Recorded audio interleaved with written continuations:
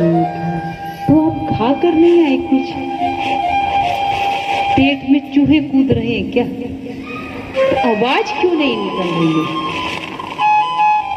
हाँ, आज मौन है क्या? हमने तो ऐसा सुना है कि वाणी के पाप को नष्ट करना हो और सुख शांति लानी हो तो मौन रखना चाहिए, पर उससे भी अधिक शक्तिशाली है भगवान के नाम का जप। अगर कीर्तन करने का मौका आए या भगवान के नाम का उच्चारण होता हो तो वाणी का मौन भी खोल देना चाहिए। जय राम जी की। जहाँ युद्ध की तैयारी हो, जहाँ पता लगता हो कि अब एक शब्द बोलने से अच्छा नहीं है, तो वहाँ मौन ठीक है, पर भगवान के नाम का जप होता हो और वहाँ भी मौन रखे तो फिर अच्छा नहीं है। जिसने वाणी दी है, हम उसका ही नाम ना जपे तो वाणी की सार्थकता किसमें? बोलिए, किसने दी है वाणी? वो दाता है ना, ईश्वर। तो जब भगवान का नाम जपो फिर ऐसा तो नहीं चलेगा ना? चलेगा क्या? चलेगा क्या? अच्छा, आप बताइए, आपको किसी को बुलाना हो तो आप कैसे बुलाते हैं? बोलिए तो खरी, ऐसे? फिर कैसे बुलाते हैं? तो मतलब चुप होकर बुलाते हैं कि बोल के बुलाते हैं? हाँ, बोल के। तो जब भगवान का नाम लिया जाए तो आप चुप हो जाए तो चलेगा क्या? तो फिर तो आवाज आनी चाहिए, राम राम, हरि हरि, मन के पर्दे।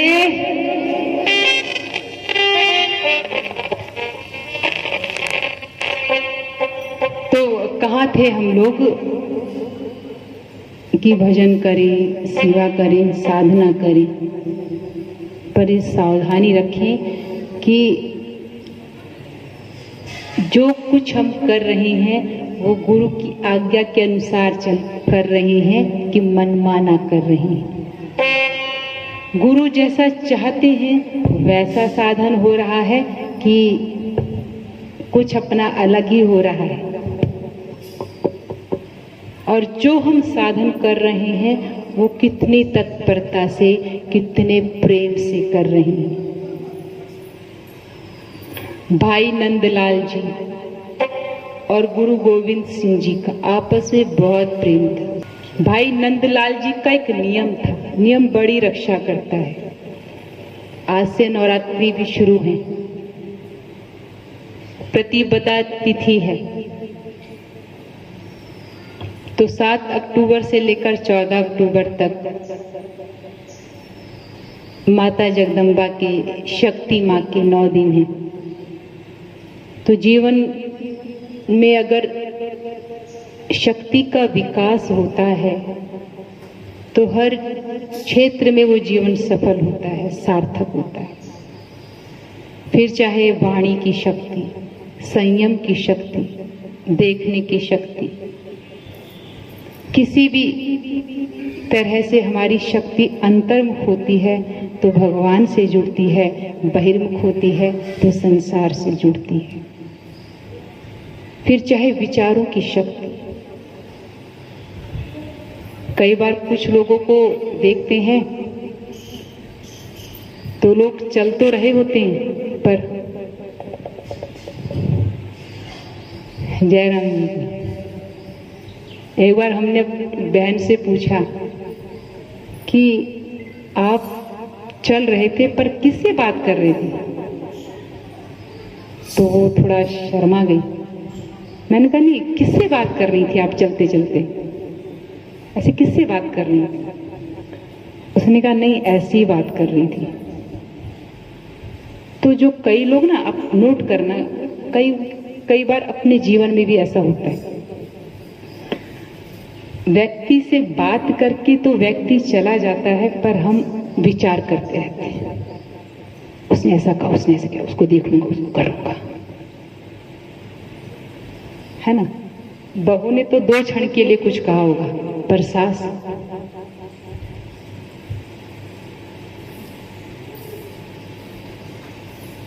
घर में तो 2 मिनट के लिए कुछ कहा सुनी हुई होगी, पर कभी अपने को नोट करना, ये जीवा ना बोलती रहती है, कोई सामने नहीं हो तो भी।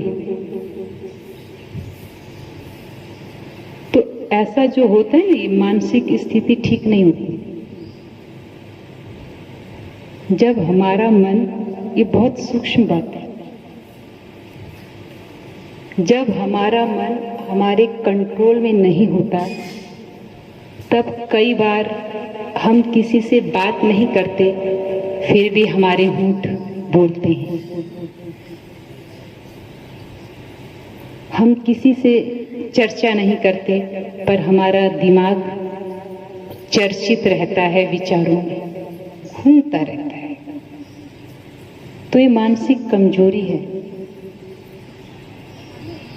तो आध्यात्मिक उन्नति के लिए भी मन का स्थिर होना बहुत जरूरी है। और वो कैसे स्थिर होगा? बहुत सहज कुंजी गुरुदेव ने हमको सिखाई है। भगवान के नाम का जप लो और चुप हो जाओ। हरि ओम का गुंजन करें और चुप हो जाएं, तो जितनी शांति बढ़ेगी उतनी ही मानसिक स्थिति प्रबल होगी, उन्नत होगी, मजबूत होगी, वो व्यक्ति सबल होगा, श्रेष्ठ होगा।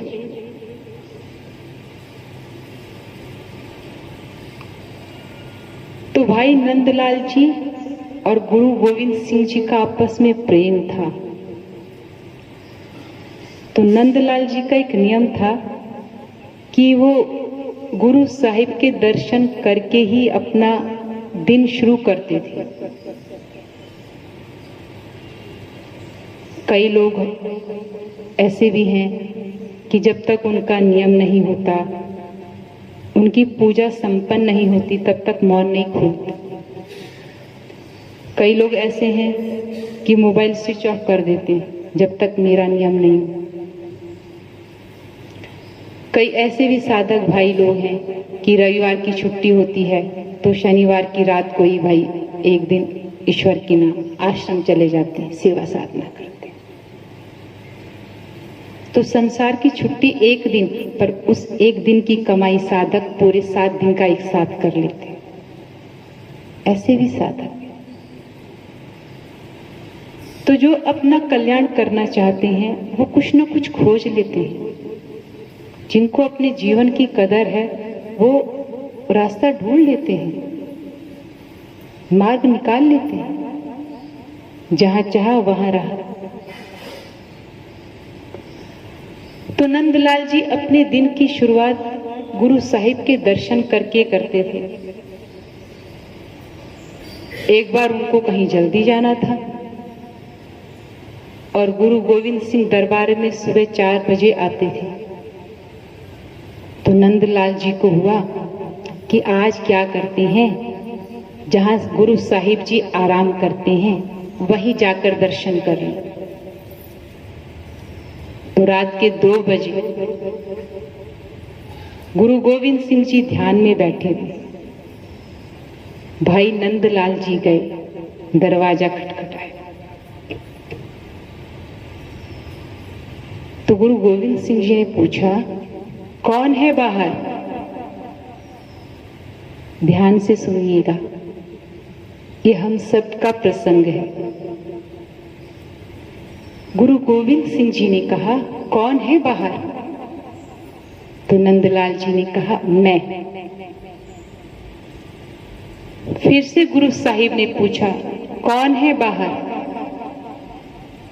नंदलाल जी ने कहा, मैं हूं, मैं। तब गुरु गोविंद साहिब जी कहते हैं कि जो मैं करते हैं ऐसों के लिए गुरु का दरवाजा नहीं खुलता। जो मैं करके अपने अहंकार को बढ़ाते हैं, ऐसों के लिए गुरु के घर के दरवाजे नहीं खुलते। भाई नंदलाल जी सहम गए, अरे ये मैंने क्या कह दिया। वापस दरवाजा खटखटाया। साहिब जी ने फिर से पूछा, कौन है? नंदलाल जी ने कहा, तू ही तू। जयराम जी की दो ही हैं उत्तर, एक मैं एक तू। पर वो उत्तर अंदर से है कि सिर्फ दिखावे का है, ये हमको नहीं पता, पर गुरु समझ जाते कि बार बार से बोल रहा है कि मुझे ईश्वर प्राप्ति करनी है, कि भीतर भी वो तड़प है। हमको तो ईश्वर प्राप्ति करनी है, हमको ये करना है, इतनी सेवा करनी है, और खाली बाहर से है कि भीतर है। तो गुरु जान जाते हैं। जैसे आईने में शक्ल देखो तो जैसी शक्ल है वैसी ही दिखेगी, ऐसे ही गुरु के नजदीक जाते ही जैसा हमारा हृदय है वैसा ही दिखे। ऐसा नहीं कि बाहर से टिप टॉप और बढ़िया कर जाएं और भीतर से राग द्वेष कपट हो।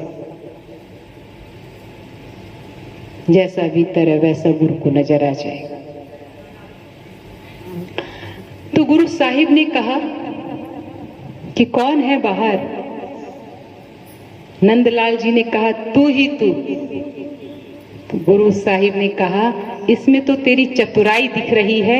जिसके जीवन में चतुराई है, ऐसों के लिए भी गुरु के दरवाजे नहीं खुलते। जयराम जी की जहां अहंकार है वहां पर भी गुरु का दरवाजा बंद हो जाता है। जहां जीवन में चतुराई है, चालाकी है, वहां भी दरवाजे बंद हो जाते हैं। अब जो सच्चा साधक होता है ना, वो तड़पता है कि मेरा ऐसा कौन सा कर्म हो गया कि मेरे गुरु नाराज हो गए, मेरे ईश्वर मुझसे नाराज हो गए। जिसके जीवन में गुरु नाराज हो जाएं, उनके अपने बड़े नाराज हो जाएं और नाराजगी का पता न चले, ऐसे व्यक्ति के लिए क्या कहना कि गुरु नाराज है और पता न चले। समझना है,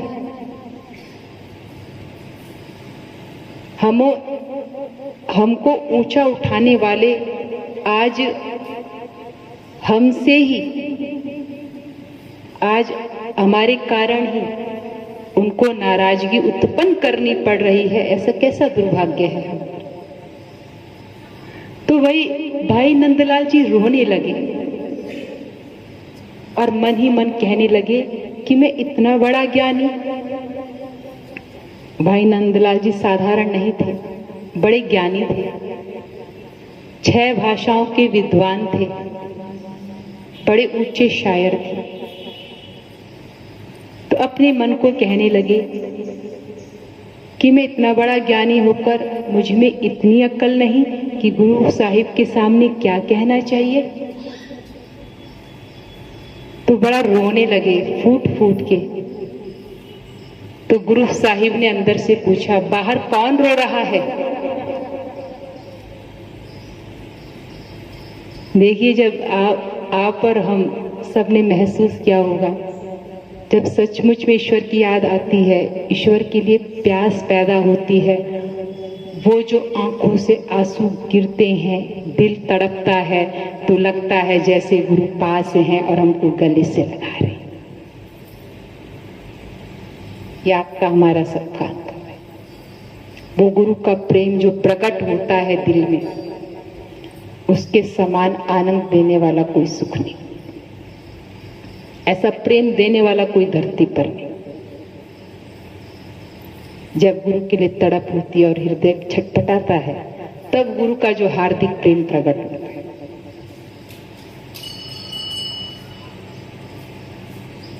तो गुरु साहिब ने पूछा कि बाहर कौन रो रहा है? तो भाई नंदलाल जी कहते हैं कि जब मैं बोलता हूं तो अहंकार आता है, तू बोलता हूं तो चतुराई आती है। हे मेरे गुरु साहिब, अब आप ही बता दो मैं कौन हूं।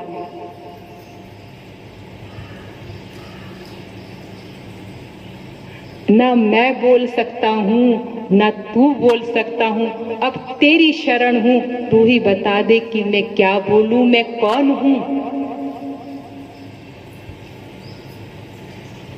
इतना ही कहना था कि दरवाजा खुल गया और आवाज आई, बस यही नम्रता चाहिए, चालाकी नहीं चाहिए, अहंकार नहीं चाहिए, ऐसी नम्रता चाहिए, ऐसा भोलापन चाहिए, ऐसी सरलता चाहिए। और भाई नंदलाल जी को गुरु साहिब ने गले से लगा लिया कि तू ऐसा निर्दोष हो जा, न अपनी बड़ाई करके अहंकार में आ, ना दिखाकर चतुराई बढ़ा कि मैं सब जानता हूं। तू तो निर्दोष बालक की नाई सरल हो जा। तो गुरु अपने सेवक के अंदर प्रेम देखते हैं, नम्रता देखते हैं, सरलता और सहजता देखते हैं।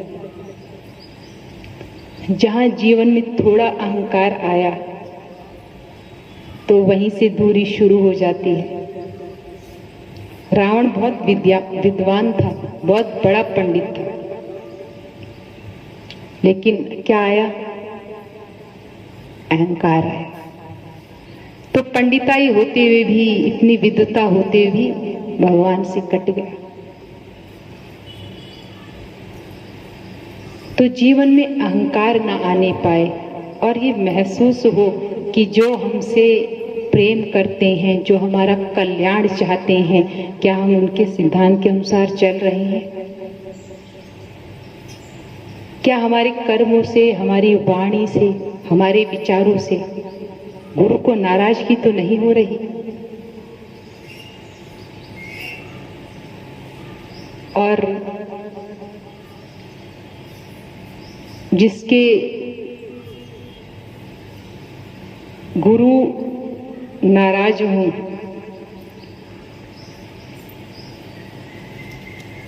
तो ऐसा कहने में अतिशयोक्ति नहीं होगी कि उस शिष्य के लिए तो ऐसा ही होता है कि उसके जीवन में बचा क्या, उस साधक के जीवन में, उस मनुष्य के जीवन में, कि जिसके इष्ट, जिसके अपने कल्याण करने वाले बड़े नाराज हों और पता ना चल रहा हो। तो साधक का जीवन कैसा होना चाहिए कि जैसा गुरु चाहे वैसा होना चाहिए। और फिर ब्रह्मज्ञानी गुरु के शिष्य को तो कुछ और करने की जरूरत ही नहीं, सिर्फ गुरु वचन को अपना बना ले, गुरु के सिद्धांत को अपना बना ले, गुरु की चाह को अपना बना ले कि गुरु क्या चाहते हैं, गुरु क्या अपेक्षा करते हैं। और वो शिष्य को समझ में आता है, जितनी सूक्ष्मति होती है, जितनी बुद्धि सूक्ष्म होती है, उतनी जल्दी शिष्य समझ जाता है कि गुरु क्या कहना चाहते हैं। गुरु को बार बार एक ही बात बोलनी पड़े शिष्य को समझाने के लिए, तो बड़ी मंदमति है शिष्य की कि कहां पार ब्रह्म का ज्ञान देने वाले गुरु को इतनी छोटी सी बातें बोलनी पड़ती हैं। भाई इधर नहीं जाओ, उधर नहीं जाओ, वहां कोई सार नहीं है, सब कुछ गुरुद्वार से मिल रहा है, सारे खजाने गुरु के पास पड़े हैं, कहां जाते हो, क्या कमी है। समझ जाता है शिष्य, फिर फूट फूट के रोता है कि मैंने बड़ी गलती की है कि मेरे गुरु कोई चीज मुझे समझानी पड़ रही। कहा तो हम अधिकारी हैं ब्रह्म ज्ञान के, क्योंकि हमको ब्रह्मज्ञानी गुरु मिले हैं। ऐसा अधिकार उनकी कृपा से हमको मिल गया है कि हम चाहें तो इसी जन्म में अपना कल्याण कर सकते हैं।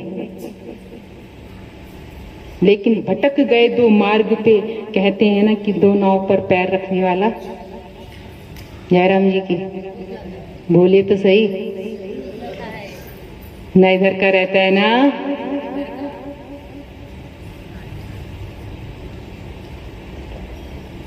वो नाव तो हो सकता है भव सागर, सागर में, समुद्र में, नदी में डूब जाए, अगर तूफान भारी आए तो नहीं संभाल पाए। पर ये गुरु रूपी नाव तो ऐसी है, कईयों को लेकर चलती है। जो बैठा तो पार हो गया, जो इधर उधर अटका तो 84 में भटक गया। वो शिष्य के ऊपर है। गुरु रूपी नाव तो चल रही है और ऐसा सामर्थ्य है उस नाव में कि कई लोग आ जाएं, चाहे योग्यता हो चाहे ना हो, क्योंकि गुरु को रिझाने के लिए एक शिष्य के पास एक ही योग्यता चाहिए, वो है प्रेम। और वो प्रेम कैसा होता है? प्रेम गली अति सांकरी, तामे दो ना संभाए। जयराम जी, प्रेम करें किसी और से, चिंतन किसी करें किसी और का संभव ही नहीं। प्रेम करें गुरुदेव से, चिंतन करें कहीं और, मत्था टेके गुरुदेव को जाते हैं कहीं और। तो प्रेम नहीं कहते, क्या कहते हैं उसको? समझने वाले समझ गए। तो प्रेम गली अति सांकरी, तामे दो न समाए।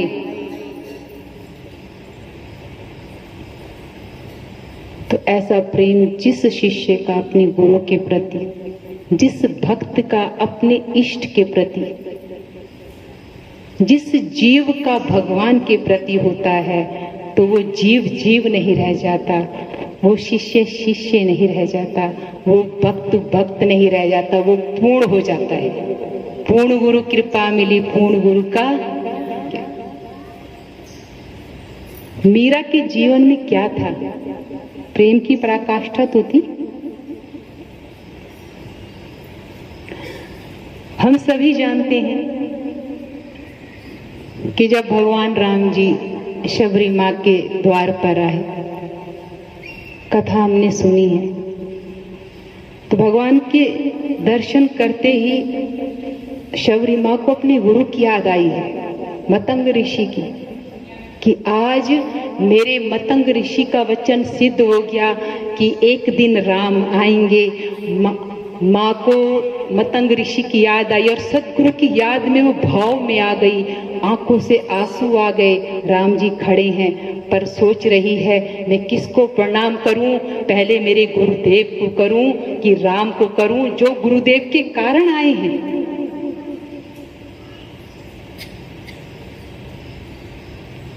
भाव में आ गई और राम जी उसका भाव देख रहे हैं, प्रणाम नहीं कर पा रही है राम को,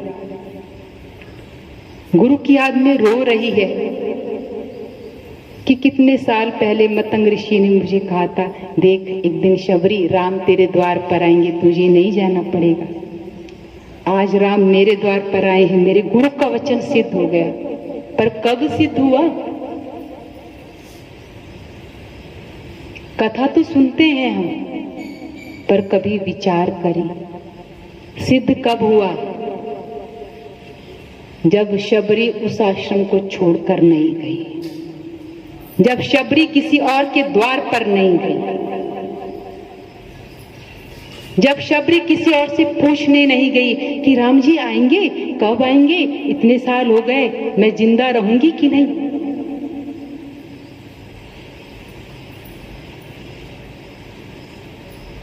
आज कई साधक पूछते हैं बापूजी कब आएंगे, कितने साल हो गए। शबरी ने ऐसा कभी नहीं पूछा, किसी से नहीं पूछा। ऐसा थोड़ी था कि वहां संत महात्मा नहीं थे। और जयराम जी की तो बोलना पड़ेगा, ऐसा तो नहीं था भाई। और ऐसा भी नहीं था कि मतंग ऋषि भाई उसको डांटते या बोलते। मतंग ऋषि तो कहकर चले गए कि देख शबरी एक दिन राम आएंगे। पर इस वचन को सिद्ध करने में शबरी की निष्ठा थी, शबरी की श्रद्धा थी, शबरी का विश्वास था, शबरी का एक निष्ठ प्रेम था अपने गुरु के श्री चरणों।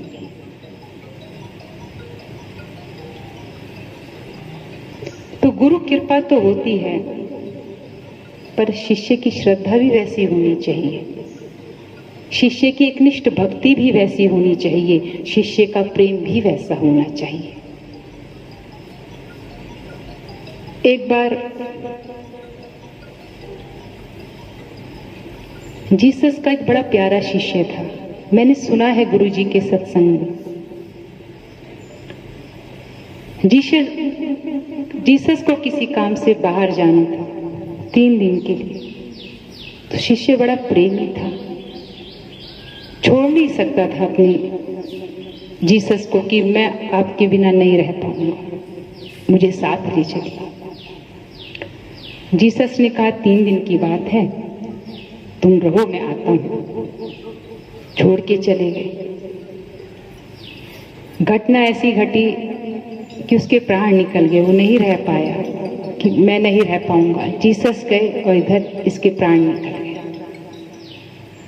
सबने कहा जला दो, अभी तो 2 दिन में जीसस आएंगे तो उचित नहीं है, जला दो शरीर को। तो जीसस की बहन ने कहा नहीं, ये गुरु का बड़ा प्यारा शिष्य है, 2 दिन बाद जीसस आएंगे तब देखेंगे, अभी इसके शरीर को नहीं जलाना। ध्यान से सुनिएगा। 2 दिन बाद जीसस आए, बताया गया, सब लोग इकट्ठे थे कि ऐसे ऐसे आप गए और शिष्य तो नहीं रहा, चला गया इस संसार से। जीसस ने कहा ऐसे कैसे चला गया? उसका नाम लिया और कहा जीसस ने, ए उठ, खड़ा हो, ऐसे कैसे चला गया? तू खड़ा हो जा। तो उनका शिष्य उठ के खड़ा हो गया। 2 दिन मरे हुए हो गए, उठ के खड़ा हो गया वहीं पर। तो ऐसा होता है कि जीव जाता है ना तो वहीं थोड़ा मंडराता है, जब तक उसका शरीर रहता है, शरीर को दिखता है। तो सूक्ष्म शरीर वहीं था। जीसस ने कहा कहाँ जाएगा ऐसे, चल क्या लेटा है, खड़ा हो जा। खड़ा होके बैठ गया। लोगों ने पूछा कि ऐसा तो आपने कौन सा चमत्कार किया,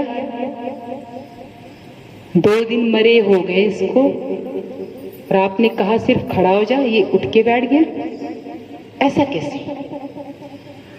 तब जीसस ने कहा, जिसने जीवन भर मेरी आज्ञा मानी, क्या वो आखिर में मेरी आज्ञा नहीं मानेगा?